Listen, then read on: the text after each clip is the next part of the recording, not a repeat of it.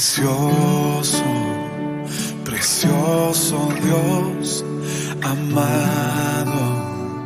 amado Señor, te adoramos, Rey de verdad, te exaltamos, Príncipe de paz, hermoso, hermoso Jesús, tus ojos llenos de amor, tu vida viste en la cruz, moriste pensando en mí.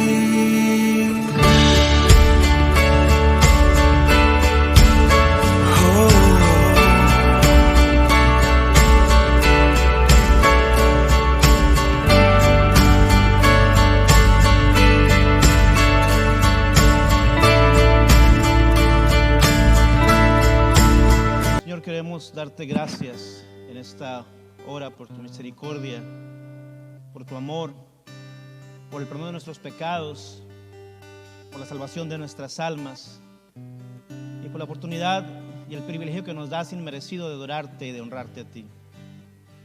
Queremos, antes de oír tu palabra, Señor, rogarte tu intervención en la vida de todos los hermanos que están enfermos, Señor. Ponemos delante de ti, Dios, la vida de nuestra hermana Lidia de Ochoa, viuda de García. Restablece, Señor, su presión arterial, dale paz a su mente y a su corazón, para que concilie el sueño, Señor, y pueda ser fortalecida. Bendice, Señor, con tus brazos de amor a nuestra hermana Lidia de Ochoa. Rogamos también, Dios, por nuestra hermana Estelita, Señor. Tú sabes que ella tuvo una caída el domingo pasado y está bien. Gracias porque la libraste de una fractura. Pero queremos rogarte que fortalezca las piernas de mi hermana Estelita y muy especialmente su rodilla para que pueda flexionarla y caminar, Señor. Dale confianza, seguridad y fuerza en cada paso, Señor. Bendecimos la vida de nuestro hermano Gabriel Beltrán, que está en este momento todavía hospitalizado. Fortalécelo, Señor, dale vigor a su cuerpo. Que lo que dice Isaías, Señor, se cumpla en él, que dice que darás nuevas fuerzas, Señor, tan grandes como las del búfalo, si es posible. Permite que regrese a casa y lo haga sano en tu nombre, Señor. Bendice Dios también a Patti, Señor, Beltrán, hija de nuestro hermano Gabriel. Erradica de su cuerpo, Señor, toda la neumonía, infección que haya en sus pulmones. Fortalécela, Señor, de manera que se restablezca milagrosamente. Ella y toda la familia Medina Beltrán sean fortalecidos y bendecidos.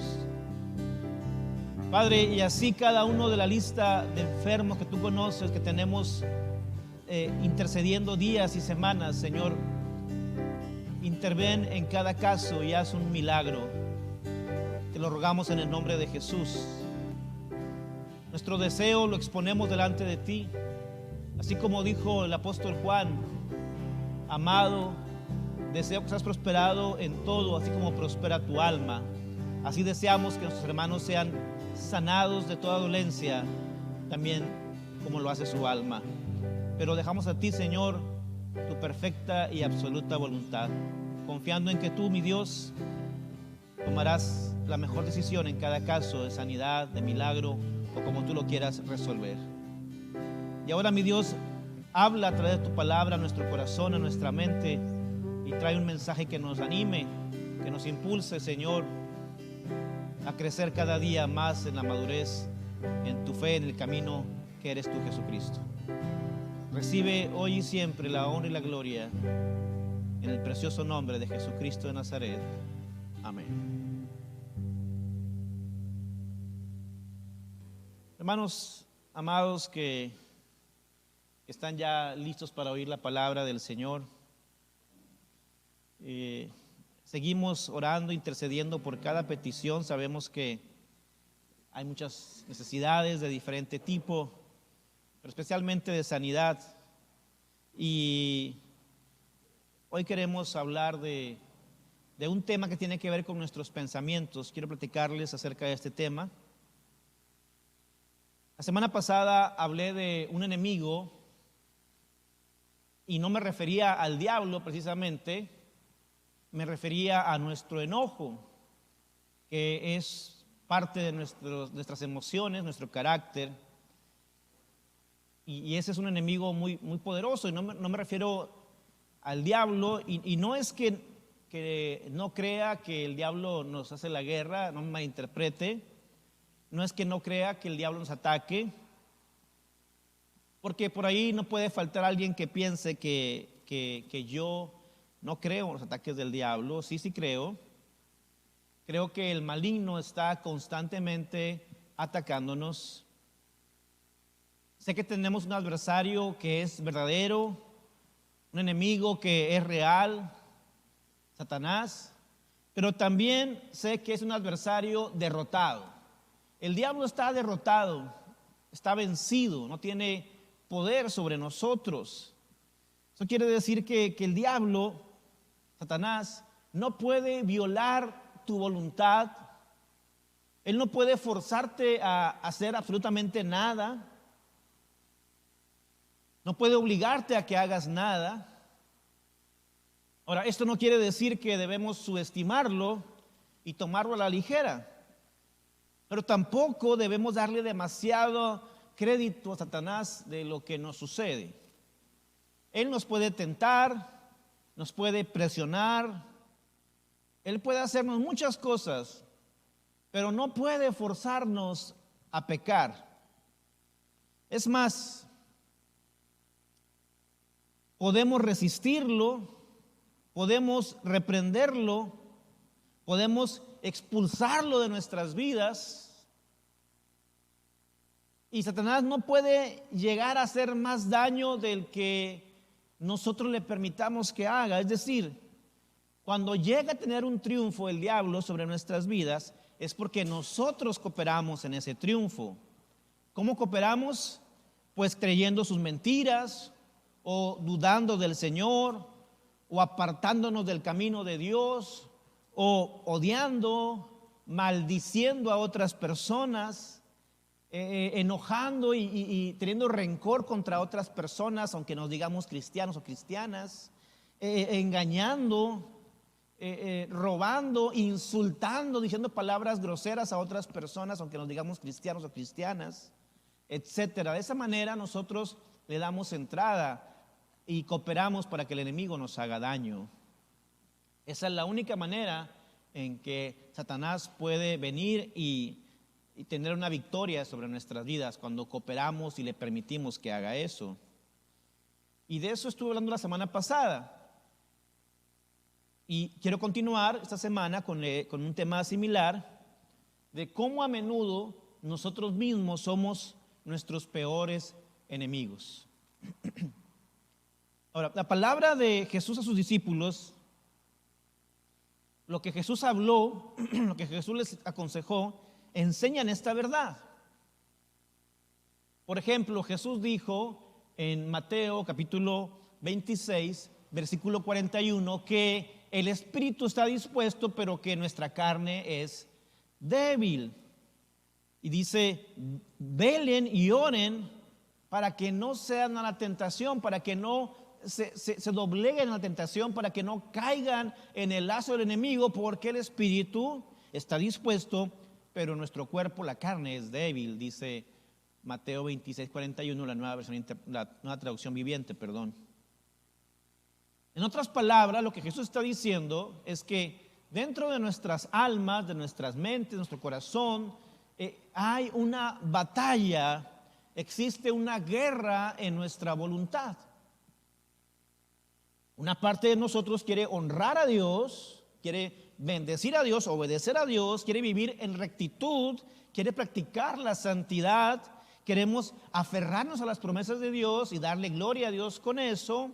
Pero también está la otra parte, la vieja naturaleza, la carne que a veces se levanta en contra de nosotros, que quiere maldecir al vecino porque estacionó su carro enfrente de mi casa, que quiere gritarle 2, 3 groserías al otro vecino porque pone la música muy fuerte, que quiere pelearse con la esposa porque no le gustó la comida, y esa carne viene y nos ataca para que caigamos en ira, en pecado, en muchas cosas que obviamente no glorifican a Dios. El viejo hombre quiere tomar fuerza en nuestras vidas y causarnos problemas.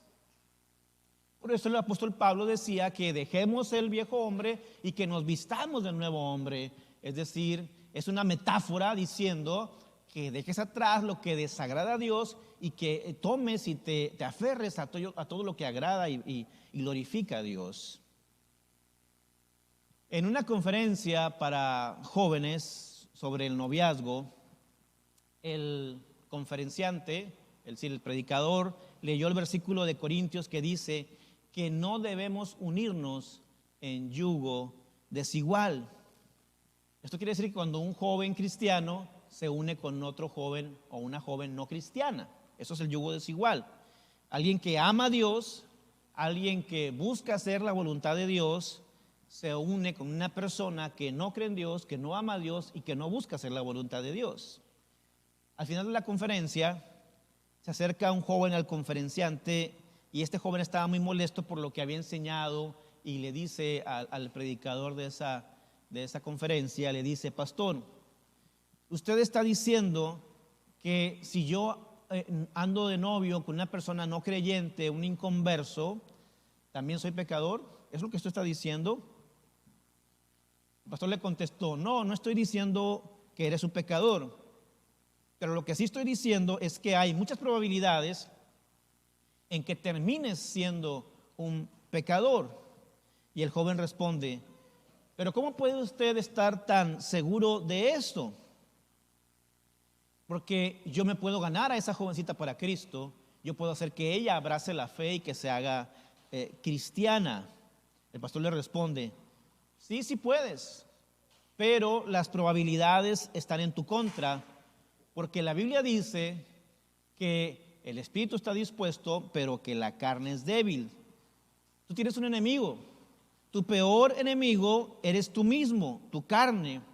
Y luego te juntas con una persona que no busca el espíritu, sino que es pura carne y nada de espíritu, pues ya son dos carnes contra un espíritu. Así que las probabilidades son mayores que tú te hagas un pecador. Por eso es que la mayoría de estos casos sucede que el bueno termina siendo malo y no el malo convirtiéndose en bueno. Hay excepciones, pero en general sucede así.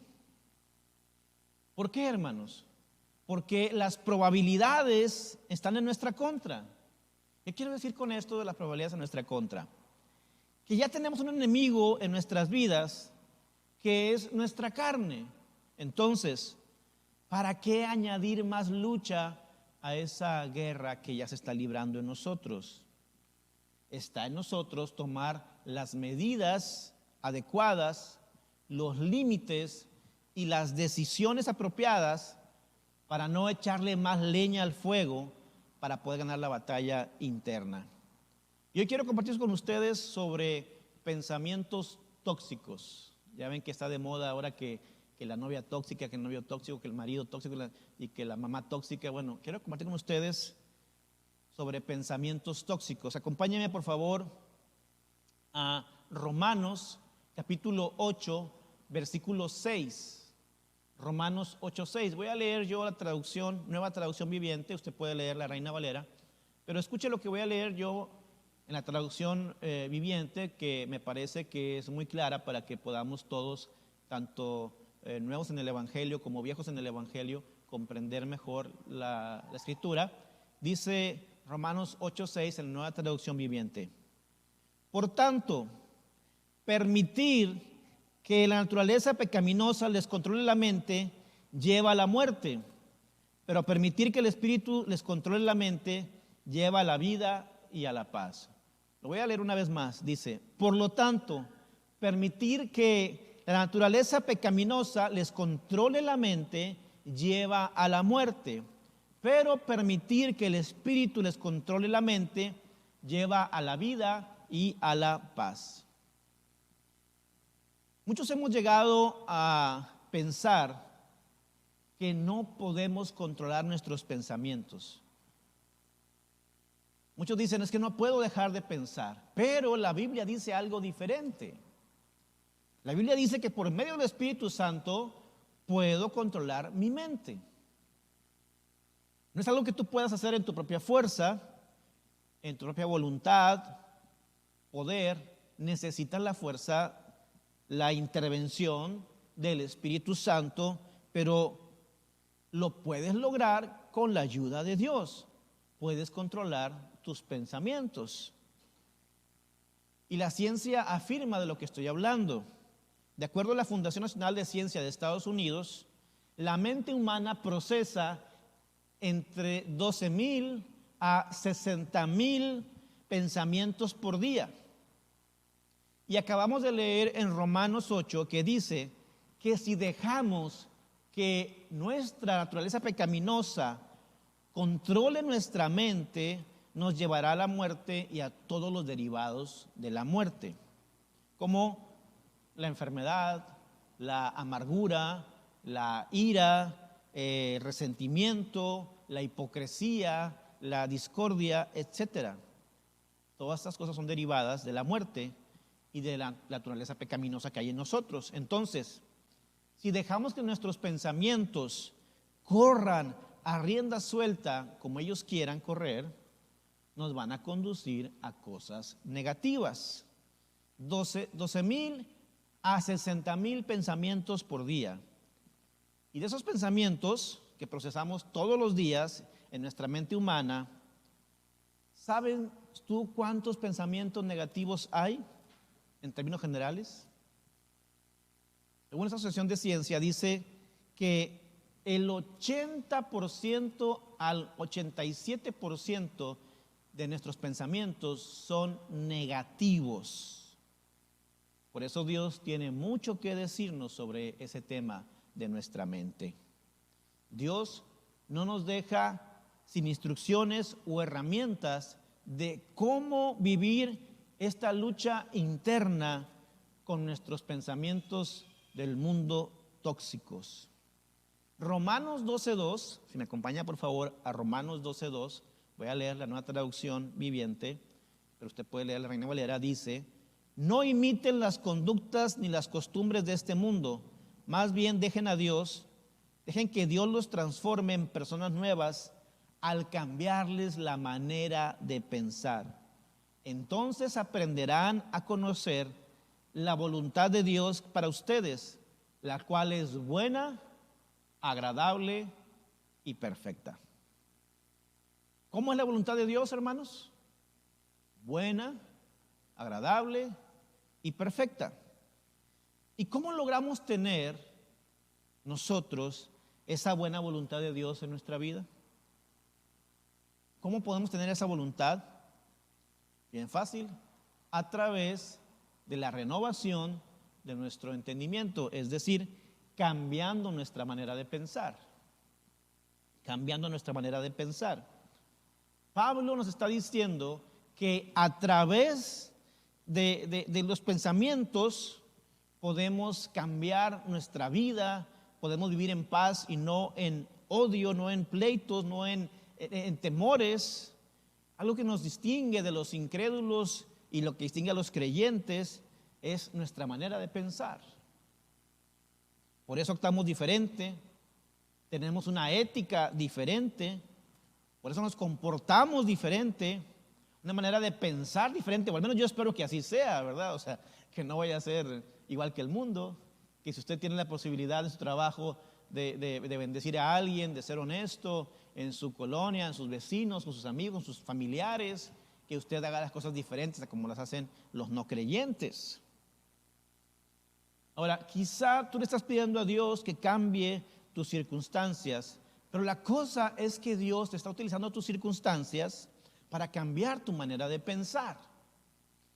Y hasta que no cambies tu manera de pensar, no van a cambiar tus circunstancias. ¿Me explico? Podemos estar orando todos los días para que Dios cambie mis circunstancias, Pero Dios está utilizando esas circunstancias para cambiar mi manera de pensar, y no van a cambiar las circunstancias hasta que no cambie mi manera de pensar. La Biblia tiene mucho que decirnos al respecto sobre este tema. Acompáñame a Proverbios 23, versículo 7. Proverbios 23, 7 dice: porque cuál es su pensamiento en su corazón, tal es él. Dice, cuál es su pensamiento en su corazón, tal es él. En otras palabras, tus pensamientos, escúcheme bien, dictan tus actitudes. Tus actitudes dictan tus acciones y tus acciones dictan tu vida. Pensamientos, actitudes, acciones, resultados en tu vida. Pensamientos, actitudes, acciones, resultados en tu vida. Entonces, tus pensamientos pueden controlar tu vida. Y te voy a dar un ejemplo. En el Antiguo Testamento vemos la historia del pueblo de Israel. Habían sido esclavos en Egipto por más de 400 años. Y Dios dice, basta ya. Voy a cumplir la promesa que le hice a Abraham y voy a sacar al pueblo de Israel de la esclavitud que está en Egipto para llevarlos a la tierra prometida. Pero tienen que atravesar un desierto. Pero al final del desierto van a llegar a una tierra que fluye leche y miel, y una tierra prometida que es de prosperidad y de bendición. Sin embargo, toda una generación de ese pueblo no entró, no llegó a la tierra prometida. La travesía de Egipto a Canaán era de unos 3 meses más o menos, eran 500 kilómetros de distancia y era aproximadamente unas 2 millones de personas que estaban marchando por el desierto. Pero cuando ya estaban a punto de llegar a la tierra prometida, Dios les cambia y los hace girar al desierto, y ellos empiezan a dar vueltas en el desierto por 40 años. Cuando pudieron haber llegado en 3 meses, tardaron 40 años en el desierto. ¿Para qué? Para que muriera toda aquella generación incrédula. ¿Por qué? Porque era una generación con pensamientos tóxicos, con actitudes negativas, que nunca supo entender el carácter y la naturaleza bondadosa de Dios, y siempre se fijó más en sus circunstancias que en las bondades que Dios les hacía todos los días, que en la misericordia y el amor que Dios les daba, que la bondad que Dios le daba todos los días. Entonces Dios dijo, ustedes no van a entrar en la tierra prometida porque ustedes son una gente tóxica. Dios los había sacado de la esclavitud de Egipto, sí, pero ellos en sus mentes todavía eran esclavos. A nosotros Dios nos ha dado la libertad de la esclavitud del pecado, pero muchas de nuestras mentes todavía están esclavizadas al mundo. Ahora, quiero aclarar algo. Esto de los pensamientos tóxicos no son punto de salvación, no es asunto de cielo e infierno. Hay gente que es salva, que es perdonada, que ha sido redimida por Jesús, que va a ir al cielo, pero aquí en la tierra nunca aprenderán a vivir con contentamiento y paz. ¿Por qué? Porque no saben dominar la naturaleza pecaminosa de su carne, que incluye la mente. Y como no dominan su naturaleza pecaminosa, no dominan su mente, no van a ser aquí en la tierra victoriosos ni vivir en paz, aunque sean salvos. Entonces, Dios quiere renovarnos la mente para cambiar en victoria nuestra vida aquí en la tierra. La tierra prometida no es una metáfora del cielo. La tierra prometida es una metáfora de la vida que Dios te quiere dar aquí en la tierra. Lo repito, la tierra prometida no es una metáfora del cielo. La tierra prometida es una metáfora de la vida que Dios te quiere dar aquí en la tierra. Porque en la tierra prometida había enemigos que Israel tendría que enfrentar y derrotar. Cuando lleguemos al cielo, vamos a llegar ya victoriosos y no habrá enemigos. Entonces, aquí en la tierra hay adversarios, Aquí en la tierra hay oponentes, aquí en la tierra hay dificultades que tenemos que derrotar, pero confiad, dice el Señor, que yo he vencido al mundo. Y si Él es vencedor, nosotros somos más que vencedores en Cristo Jesús. Pero este pueblo de Israel, que había salido de la esclavitud, en su mente todavía estaban esclavos. Todavía estaban atados a su vida de pasado y por lo mismo estaban descalificados para entrar a la nueva vida que Dios les quería dar. ¿Y acaso no es eso la realidad de muchos de nosotros? Vivimos atados al pasado. Todavía nos aferramos a los fracasos que cometimos. Nos dolemos de las injusticias que nos han hecho, de la traición, de la decepción, de las pérdidas. Y no quiero minimizar tu dolor, el dolor de nadie lo quiero minimizar. Lo que estoy diciendo, que quiero decir es que si tú quieres entrar en un nuevo capítulo de tu vida, tienes que cerrar el capítulo anterior. No puedes dejarlo abierto y seguir viviendo así. Hay muchos que no calificamos para abrazar la vida que está enfrente de nosotros porque no hemos soltado la vida que estaba atrás de nosotros.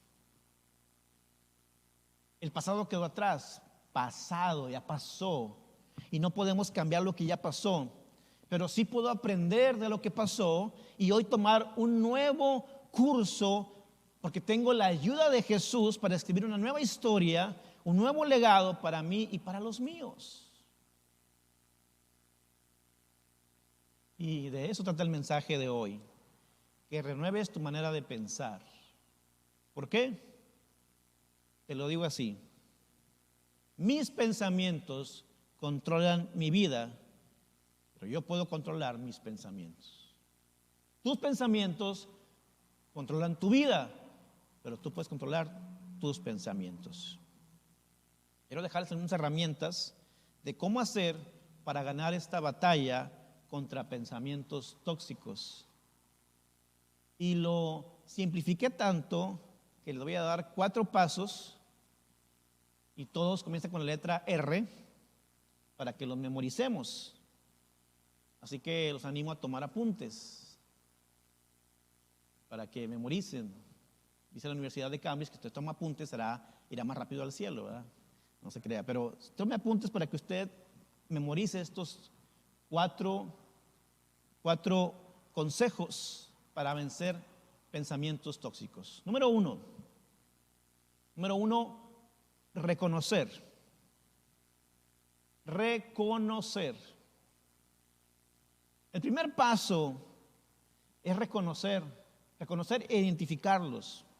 Pareciera muy simplista, pero es el primer paso. La Biblia dice que toda buena dádiva y todo don perfecto desciende de lo alto del Padre de las luces. Entonces, es fácil identificar lo que no viene de lo alto, lo que no viene del Padre de las luces. Si no es bueno, si te roba la paz, si te produce ansiedad, si quebrantas la ley de Dios, algún mandamiento de Dios, entonces no viene de Dios, no es de Dios. Y si no es de Dios, es un pensamiento tóxico. Podemos pensar en 4 categorías de pensamientos tóxicos que entran en nuestra mente todos los días. Seguramente hay más, pero ahora les dejaré 4 categorías de pensamientos tóxicos. Número 1, los pensamientos de autolástima. Autolástima. Y nos paramos y metemos las manos a la bolsa. No, pues es que yo nunca voy a ganar nada. No, pues es que yo no sirvo para nada. Por más que lo intente, nunca será suficiente. Si es malo con mi suerte, me va a tocar a mí. Nadie me aprecia. Yo hago todo por todos y cuando pido ayuda nadie me ayuda. Estoy muy enfermo, me voy a morir. Es que soy muy pobre, no tengo dinero. Los demás son mejores que yo. Y pueden ser pensamientos muy pequeños, pueden ser ideas muy pequeñas, pero van programando tus pensamientos, tu vida, tu mente se va programando que te direcciona hacia un rumbo. El cabello no se me acomodó, no me pude acomodar el cabello el día de hoy. Pobre de mí, se me cayó el wifi aquí en la iglesia. Y ya tus pensamientos los vas encaminando hacia un lado. Pensamientos de autolástima. Te digo una cosa, Dios no tiene lástima de ti. Es más, no te da permiso de que tengas lástima de ti mismo. La autolástima es una falsa versión de Satanás, porque él quiere imitar la compasión. Es decir, compasión es el dolor que tú sientes por otra persona y que te mueve a ayudarlo, pero Satanás, que no es creador, solo imitador, toma la compasión que debes sentir tú por otros, la toma y la voltea para que te veas a ti mismo y para que tengas lástima de ti mismo. Y aquí el problema es que Dios no tiene lástima de ti, ni te da permiso que tengas lástima de ti mismo. Él quiere que tú tengas fe, creas en Él. Búscalo en toda la Biblia y nunca vas a encontrar donde Dios te dé permiso de sentir lástima por ti mismo. ¿Y sabes por qué? Porque Dios no te ve como una víctima. Dios te ve como un hijo de Él. Dios te ve como más que vencedor. Dios te ve como redimido por la sangre de Cristo. Entonces Él no tiene lástima de ti. Él tiene planes de bien para ti. Otro pensamiento también es el descontentamiento. Estos son los pensamientos que no importa lo bueno que te pase, nunca va a ser suficiente. Ideas como no me gusta mi cuerpo, no soy atractivo o atractiva, y puede que así lo seas, pero tus pensamientos no son atractivos y ya no te ves atractivo. Nunca seré feliz hasta que me case, o no seré feliz hasta que tenga hijos.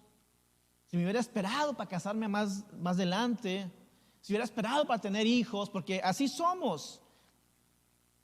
Así somos. Los solteros se quieren casar, los casados se quieren separar, los que no tienen hijos quieren tener hijos, los que tienen hijos quieren que se vayan ya de la casa. En fin, siempre tenemos descontentamiento. La voluntad humana nunca se satisface, nunca se llena. Son pensamientos de descontentamiento. Número 3, tenemos los pensamientos de temor.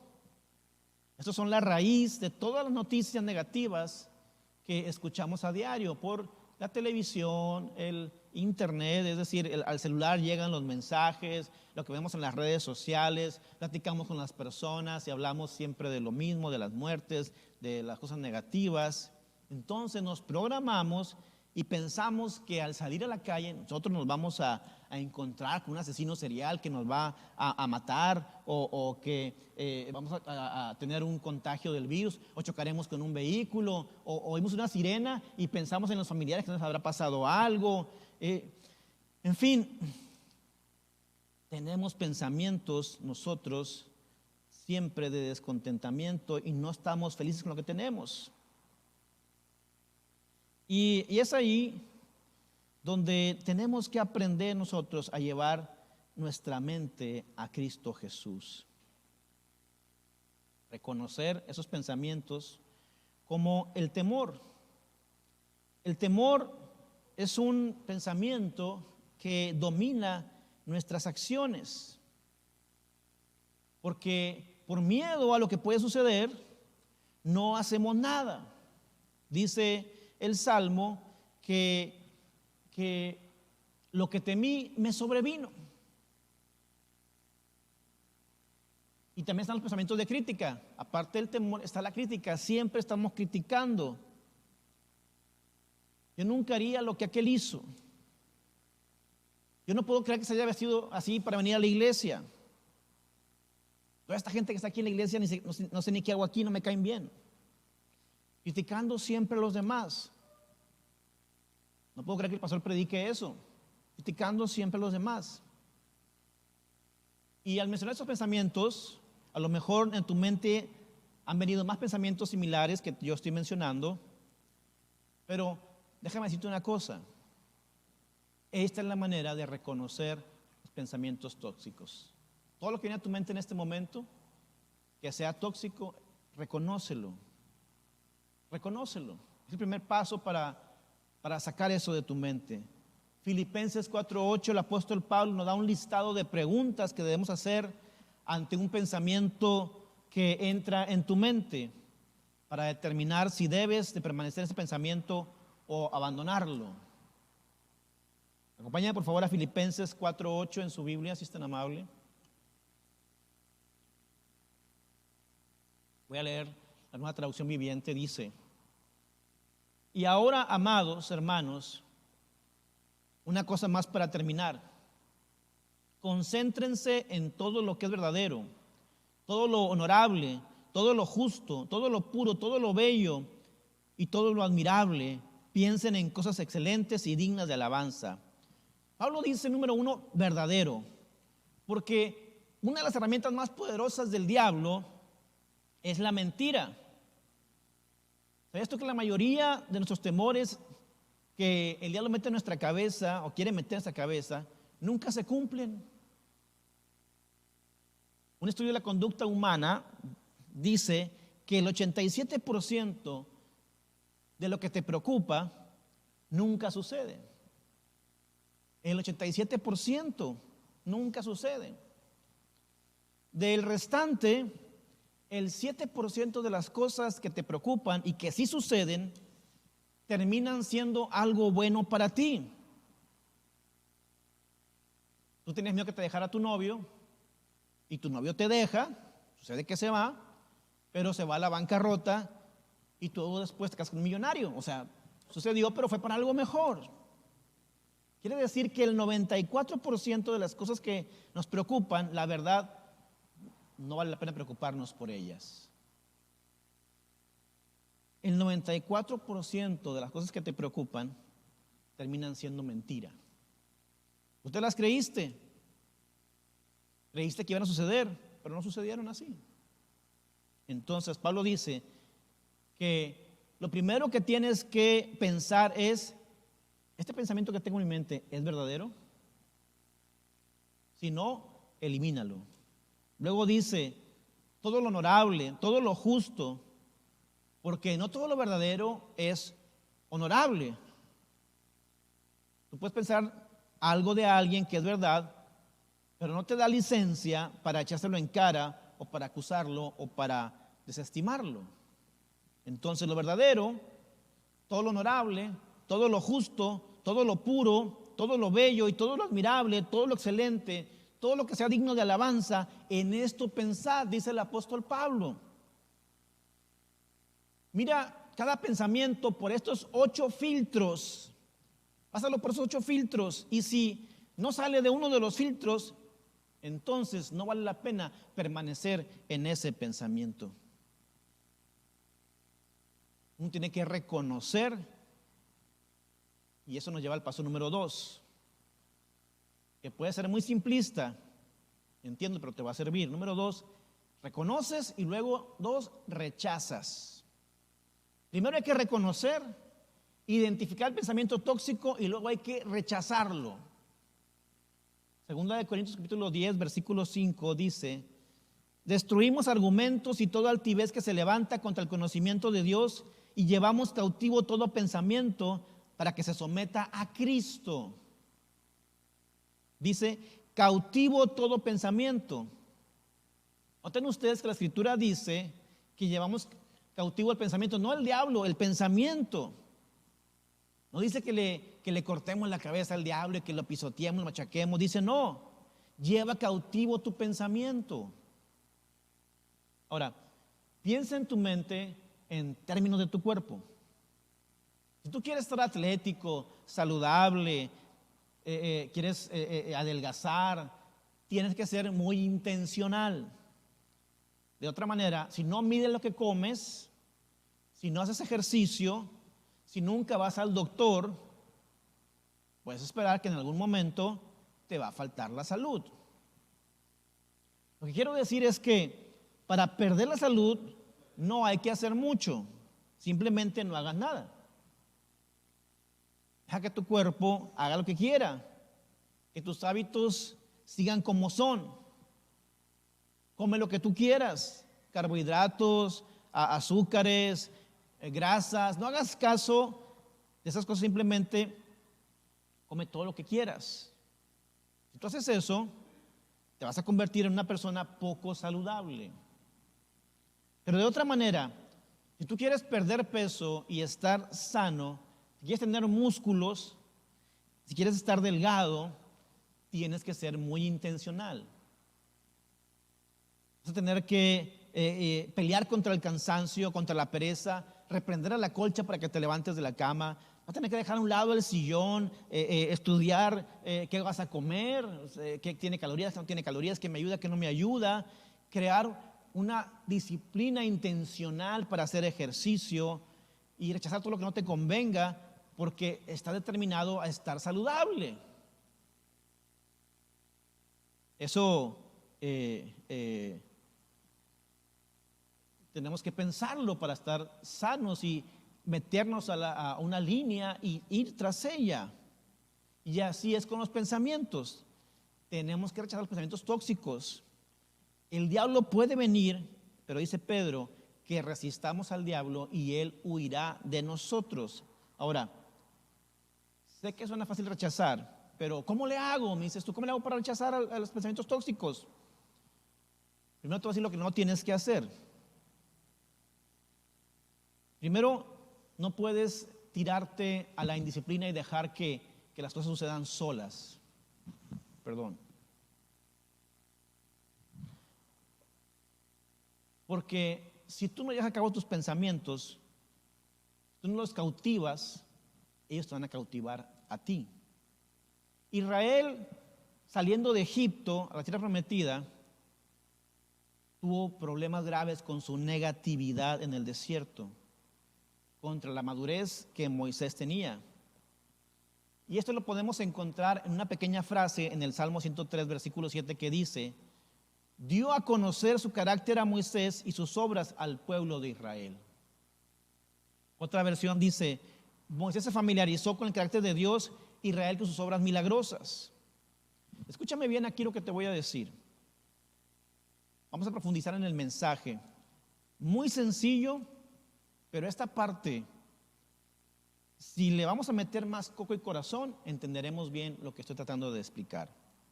Moisés y el pueblo de Israel, ambos vieron los mismos milagros que Dios hizo. Las 10 plagas que mandó Dios a Egipto para que Faraón soltara a Israel y pudieran salir. Milagros de provisión, cuando Dios abrió el mar rojo en dos, la nube de día, la columna de fuego en la noche, el agua que brotó de la peña. Todo esto lo vieron Moisés y lo vio el pueblo de Israel. La diferencia es esta: Israel tenía la vista muy corta y solo se enfocaba en el milagro. Moisés, sin embargo, estaba en una búsqueda de Dios. Entonces él interpretaba el milagro para llegar a conocer el carácter de Dios. Y a través de cada milagro, cada provisión y cada liberación, Moisés pudo entender: yo sirvo a un Dios bueno, yo sirvo a un Dios poderoso.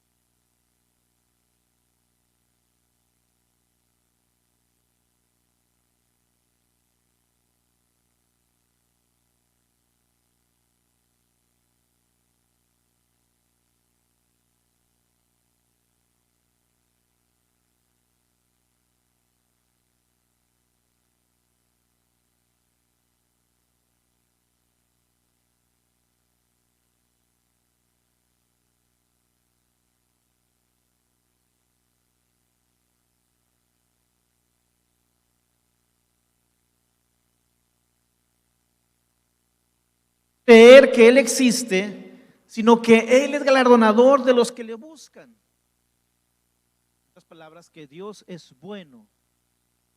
No es suficiente creer en Dios, hay que creer que Dios es bueno. Así que en cada obra de parte de Dios en tu vida, tienes que ver y reconocer cuál es el carácter de Dios para descubrir la naturaleza de Dios en esas cosas buenas que Dios hace a tu favor.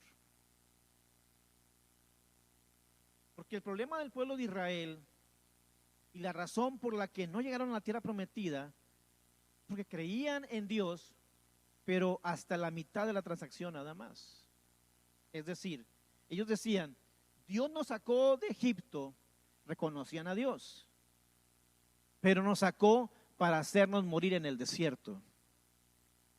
Es decir, no creían que era bueno y por eso no encontraron la tierra prometida.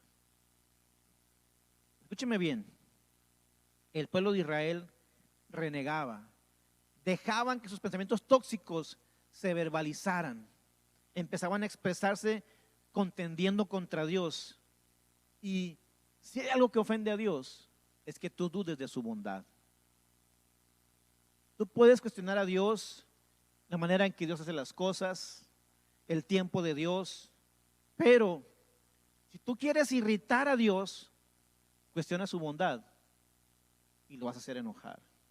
Dice Números 14:11, si me acompaña por favor en su Biblia, Números 14:11, dice: y el Señor le dijo a Moisés, ¿hasta cuándo me despreciará este pueblo? Nunca me creerán, aún después de todas las señales milagrosas que hice entre ellos.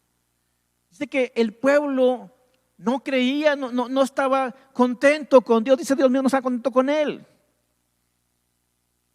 Miren lo que Dios dice: negaré que son míos y los destruiré con una plaga. Luego te convertiré en una nación grande y más poderosa que ellos, le dice Dios a Moisés. Números 14:12, fíjense lo que dice tan fuerte: negaré que son míos y los destruiré con una plaga. Luego te convertiré en una nación grande y más poderosa que ellos. Mira la oferta que Dios le hace a Moisés.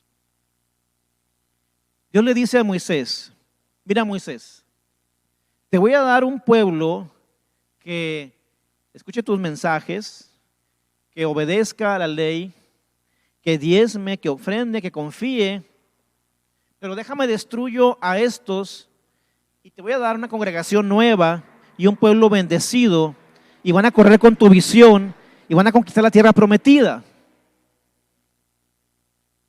Y Moisés dice: no debes de hacer eso, Señor. Y Moisés empieza a interceder a favor del pueblo y le ruega a Dios que no destruya al pueblo de Israel. ¿Sabes qué le dice Moisés a Dios? Señor, tú los puedes destruir, pero ¿qué van a decir los enemigos? ¿Qué van a decir los países de alrededor? ¿Que los sacaste de Egipto y que no pudiste con ellos y los destruiste en el desierto? Así que, por amor a tu nombre, por amor a tu reputación, perdona a este pueblo y presérvales la vida. Moisés tuvo que interceder por el pueblo. ¿Y qué crees? Dios le hizo caso a Moisés. Iba a haber consecuencias, pero mira lo que dice Números 14:20. Entonces el Señor le dijo: los perdonaré como tú me lo pides. Y Dios perdonó al pueblo de Israel. Dios no le dijo: yo los quiero perdonar. Dios no está diciendo: me nace perdonarlos. Él está diciendo: si no fuera porque tú me lo pediste, yo no los perdonaba, pero lo voy a perdonar porque tú me lo pides. Versículos 21 y 22 dice: pero tan cierto como que yo vivo y tan cierto como que la tierra está llena de la gloria del Señor, ni uno solo de este pueblo entrará jamás en esa tierra. Todos vieron mi gloria, presencia y las señales milagrosas que realicé, tanto en Egipto como en el desierto, pero vez tras vez me han probado y han rehusado escuchar mi voz. Escúchame bien. ¿Cómo rechazas pensamientos tóxicos? Reconociendo la bondad de Dios en tus vidas. No sé si se dieron cuenta en el pasaje, no sé si lo notaron, que Moisés movió el corazón de Dios y cambió su decisión, y eso es increíble. La oración de Moisés movió el corazón de Dios, es algo increíble. Que Dios dejara que Moisés conversara con él como quien habla con un amigo, porque quiere decir que si Moisés intercedió por el pueblo y argumentó para no hacerlos morir a todos en el desierto, él se puso como un amigo de Dios a platicar, habló con él como si fuera su amigo y le dijo: Señor, mira, no lo ves así, velo mejor de esta forma, toma esta decisión mejor. Y Dios dijo: está bien, lo haré por ti. Esto nos habla de la amistad y de la intimidad entre Dios y Moisés, que Dios solamente permite a aquellos que no solo ven lo que Dios hace, sino que ven cómo es Dios. No solamente ven el milagro, sino a través del milagro saben interpretar el carácter de Dios. Aquellos que están en una búsqueda de Dios tan profundamente que no solo ven lo que está pasando, sino que ven el corazón de Dios en lo que Dios está haciendo en sus vidas. Dios te permite dialogar con Él y platicar con Él. ¿Por qué? Porque Moisés conocía a Dios mientras que Israel conocía solamente sus obras. Y la única manera de rechazar esos pensamientos tóxicos no es conociendo las obras de Dios, es conociendo el corazón de Dios. Los milagros no siempre van a fortalecer tu fe. Se oye duro, pero es verdad. Los milagros no siempre van a fortalecer tu fe. Porque aquí hay toda una generación que pereció en el desierto y les sobraron milagros.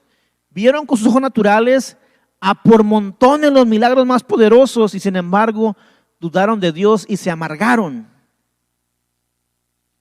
Se trata de buscar a Dios en las buenas y en las malas, en las ganancias y en las pérdidas, conocer su corazón, su naturaleza, su carácter. Y esto nos lleva al punto número 3. Reemplaza, reconoce, rechaza y número 3, reemplaza. Reemplaza ese pensamiento tóxico.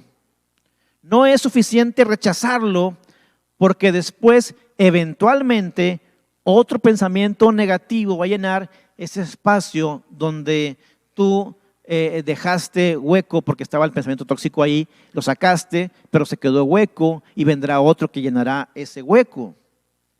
Entonces hay que reemplazar ese pensamiento tóxico con una verdad de Dios referente a ese mismo tema.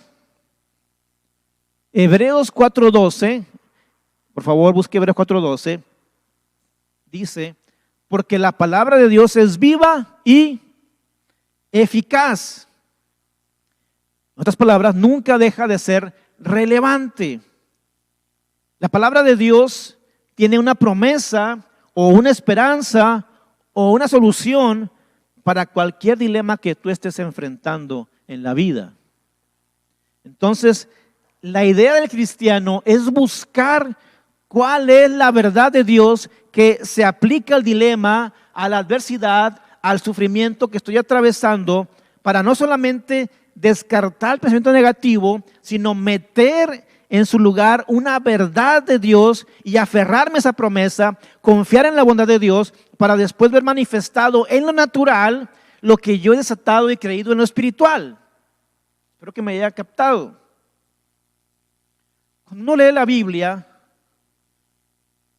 no solo uno lee la Biblia te lee a ti también, porque es viva y es eficaz. La Biblia es el único libro que siempre puedes leer en presencia de su autor. Entonces,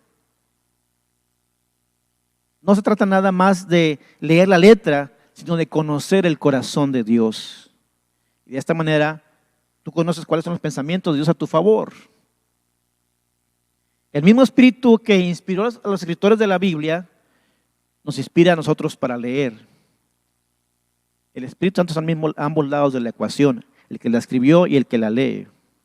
Cuando leemos la Escritura, estamos inhalando el mismo Espíritu Santo que los inspiró a ellos. Estamos escuchando los susurros de Dios nosotros también. Pero tú no esperes escuchar la voz de Dios si no lees su palabra.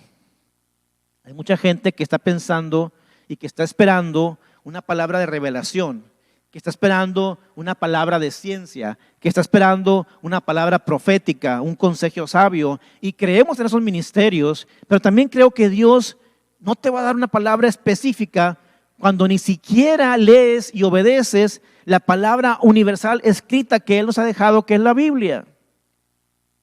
Entonces, si no lees la palabra, no vas a reconocer la voz de tu pastor, no vas a reconocer los mensajes de parte de Dios.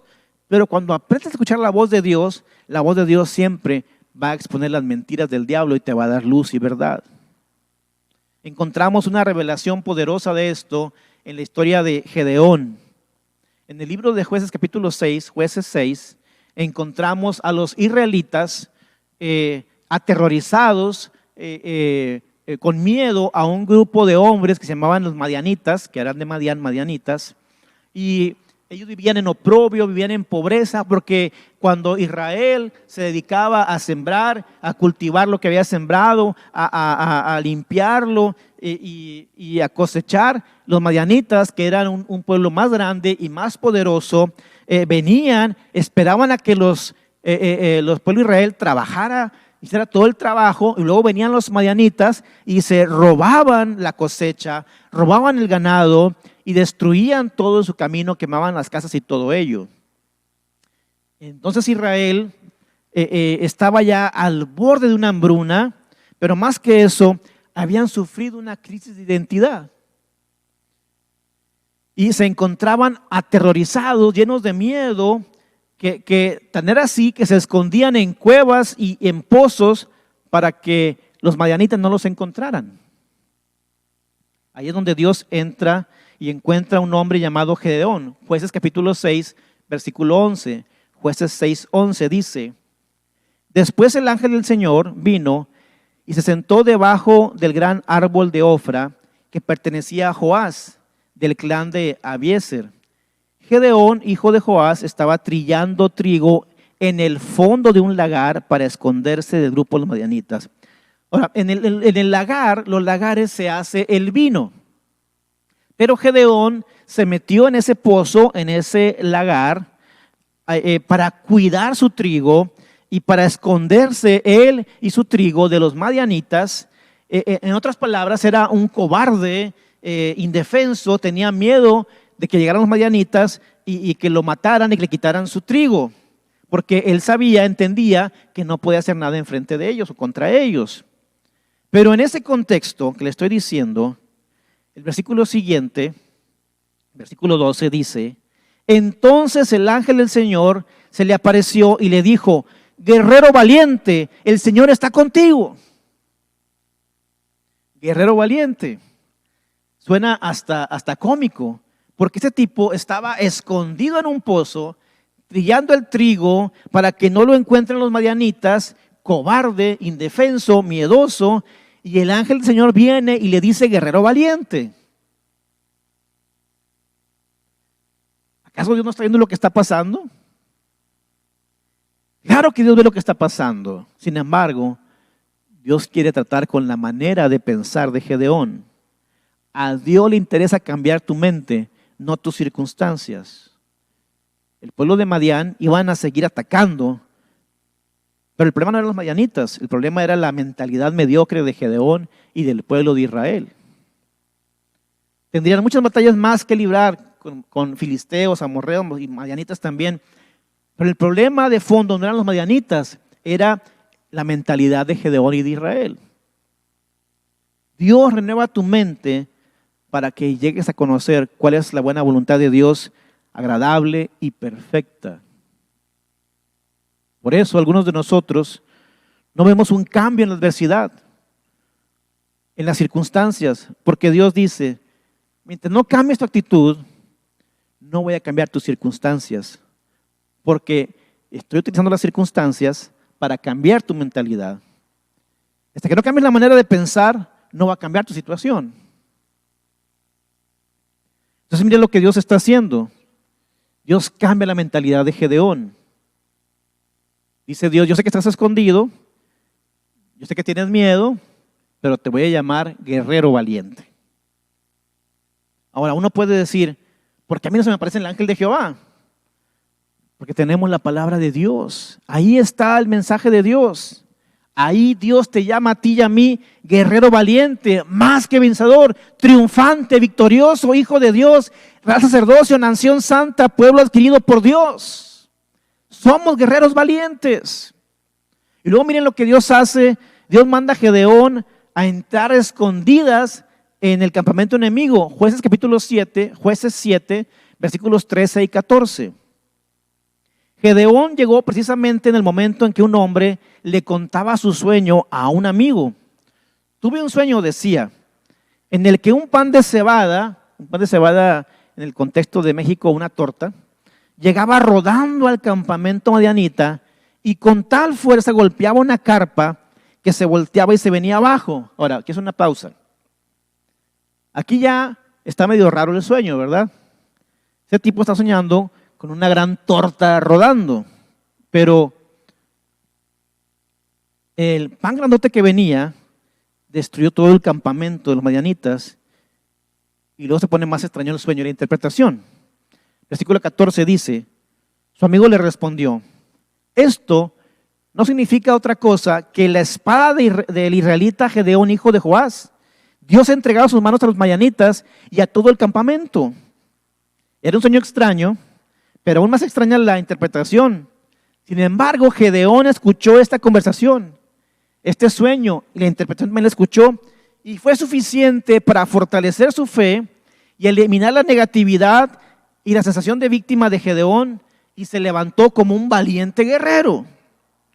Gedeón escuchó esto. ¿Puedes pensar cómo se sintió Gedeón? Se infló, se hinchó. Yo ya estoy inflado. Y regresó Gedeón con los israelitas y les dijo, señores, reúnanse, porque ha llegado la gran torta que le va a dar guerra y a destruir a los madianitas, porque yo soy la gran torta, dijo Gedeón. Y así cobró ánimo Gedeón. Y si seguimos leyendo la historia de Gedeón, con 300 hombres hasta eso, Dios le dijo, mira, con 300 vas a destruir a miles de madianitas, tal como en el sueño de la torta destruyó aquel campamento. Gedeón les temía a ellos y aquellos tenían pesadillas de Gedeón. Hoy quiero decirte, amado hermano, y ya voy a terminar, que no importa cuál es la maldición que se ha declarado en tu contra, no importa cuál es la etiqueta negativa que has aceptado con tu identidad. Estoy aquí para decirte que Dios es quien renueva tu mente y quien transforma tu corazón. Él es el autor y consumador de tu fe y está aquí para recordarte que tú no eres un derrotado, tú no eres un indefenso, eres un ciudadano del cielo, eres un embajador de Cristo, eres hijo del Altísimo, caminas en su autoridad y estás vestido de su identidad.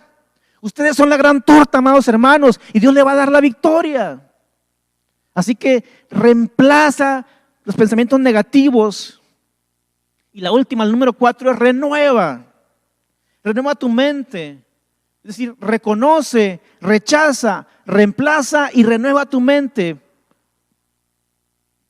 Porque en el futuro vendrán otra lucha y otra lucha y otra lucha interna. Así que necesitas estar constantemente renovando tu mente, tu cerebro, tu mente espiritual. Y la naturaleza pecaminosa siempre va a querer volver a que tú caigas en la negatividad del 87% de tus pensamientos. Todo lo que hemos hablado se puede lograr con la ayuda del Espíritu Santo. Romanos 8:9 dice, pero ustedes no están dominados por la naturaleza pecaminosa. Son controlados por el Espíritu, si el Espíritu de Dios vive en ustedes. Si el Espíritu de Dios vive en ustedes. O sea, los pensamientos van a querer seguir entrando. Versículo 11 de Romanos 8. El Espíritu de Dios, quien levantó a Jesús de los muertos, vive en ustedes. Ese es el tamaño del Espíritu que vive en ti. Ese es el poder del calibre que está dentro de ti, que existe en ti. El mismo poder que levantó, resucitó a Jesús de los muertos está en ti, vive en ti, en tu cuerpo mortal, en el templo del Espíritu Santo. Entonces, si tú sabes que el Espíritu Santo vive en ti, debes de cuidar que entra a tu interior. Escúchame bien. Aquí en tu cuerpo hay un residente. Es el Espíritu Santo. Tienes que cuidar qué cosas dejas entrar a esa residencia que es tu corazón, tus pensamientos. Es decir, debes de cuidar qué música escuchas. Debes de cuidar qué programas de televisión ves. Qué libros lees. Debes de cuidar la gente con la que te juntas. Las pláticas que tienes con esa gente. Los lugares a donde vas. Tienes que examinar las influencias de las personas, las cosas que ves y que oyes. Porque Santiago 1:21 dice, así que quiten de su vida todo lo malo y lo sucio y acepten con humildad la palabra que Dios les ha sembrado en el corazón, porque tiene el poder para salvar su alma. Echa fuera lo que no le pertenece al Espíritu Santo. Deja de ver, deja de escuchar, deja de visitar lugares que no te convienen, deja de juntarte con gente que no te conviene y cambia el ambiente, cambia tu atmósfera, cambia de amigos, cambia de trayectoria si es necesario. Te digo, en ese objetivo estás en el lugar correcto. Estás en la iglesia correcta, porque valoramos aquí el poder del Espíritu de Dios y el poder de la palabra de Dios. Poder para salvar tu corazón, para salvar tu alma, para salvar tu vida y tus pensamientos. Y tú puedes en esta vida lidiar con un peluquero que no es bueno, con un inquilino que no te paga la renta, con un patrón que no te valora, con un mecánico mediocre, pero en tu vida vas a necesitar una iglesia poderosa y un pastor que te predique la palabra, una familia espiritual que te rodee de amor, de ánimo y de fe y de esperanza. Y aquí es el lugar correcto. Estás en la iglesia correcta. ¿Por qué? Porque necesitas un lugar donde haya palabra de Dios que te traiga paz, que te traiga seguridad, que te inspire y te apunte en la dirección correcta. Digan gracias, Señor, por mi iglesia. Aquí estás en el lugar correcto para expulsar los pensamientos tóxicos. Vamos a orar. Para terminar, vamos a orar. Ahí donde me están oyendo, en su casa y aquí también, pongan su mano sobre su cabeza o sobre su frente, donde quieran. Y vamos a orar por nosotros mismos y echar fuera lo que no pertenece al Señor. Ponga su mano en su cabeza y que simboliza el cerebro, su mente. Que, Señor, en esta hora estamos delante de ti, exponiendo nuestra debilidad y la necesidad de cambiar nuestros pensamientos tóxicos por tu palabra. Queremos renovar nuestra mente a través del Espíritu Santo. Toma todo lo que no te agrade, Señor, que el mundo ha ensuciado, que el mundo ha llenado de maldad, y limpia, Señor. Que cada pensamiento que entra en nuestra vida pase por el filtro de Filipenses 4:8, que dice todo lo bueno, todo lo justo, todo lo amable, todo lo puro. Y que, Señor, no dejemos que se aniden pensamientos que no te glorifican. Que busquemos siempre honrarte, pero conocerte a ti, tu corazón y tu carácter. Que no tratemos de cambiar las circunstancias, sino que ellas cambien nuestra mentalidad, para entonces que tú seas el que cambie nuestra vida. Dice, Padre, a tu iglesia, el reino, y bendice, Señor, a cada miembro que se esfuerza por cambiar su mentalidad. Trae victoria y diles que son guerreros poderosos y valientes que han venido para vencer todo lo malo. Padre, que en lugar de pensar en lo malo, pensemos en lo bueno que tú eres, en lo bondadoso que tú eres, en los planes de bien que tú tienes para nosotros. Aunque veamos tristeza, veamos pérdidas y maldad, pensemos en todo lo bueno que tienes para nosotros, que aunque no lo entendemos ahora, en un futuro, Señor, tú convertirás cada pena, cada dolor en una poderosa bendición para nuestras vidas. Recibe, Jesús, toda la gloria y toda la honra, toda la alabanza, porque tú eres bueno. En tu precioso y bendito nombre oramos.